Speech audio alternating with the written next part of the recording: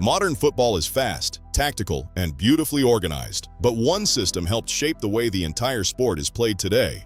The 4-3-3. This formation didn't just win matches, it changed football philosophy forever. And at the heart of that revolution were two Dutch geniuses, Rinus Michels and Johan Cruyff. This is the story of how one tactical idea went from radical experiment to global blueprint. To understand how revolutionary 4-3-3 was, we need to go back to a time when football was rigid. In the 1950s and early 60s, teams played in strict systems. Players rarely left their zones. Tactical flexibility was minimal. Formations like the WM or 4-2-4 dominated. The game was positional and slow. But Michels disagreed.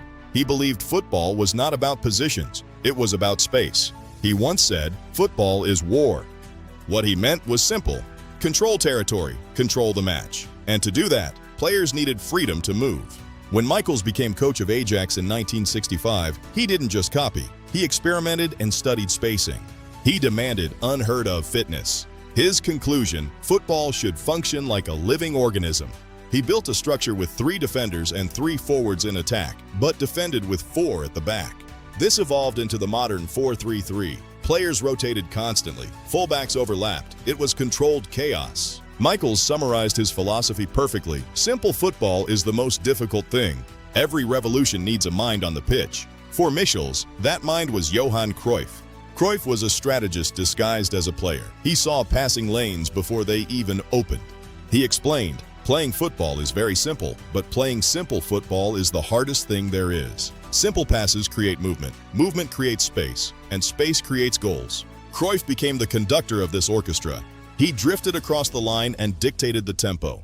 The world soon gave Michels' system a name: total football. Every player could perform every role. The 4-3-3 shape was the skeleton. Total football was the soul. Ajax became its first masterpiece. Between 1971 and 1973, they won 3 straight European Cups by dominating space and possession.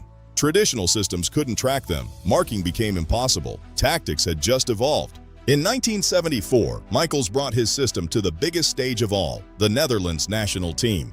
They dazzled audiences. In one move against Argentina, they scored without the opponent touching the ball.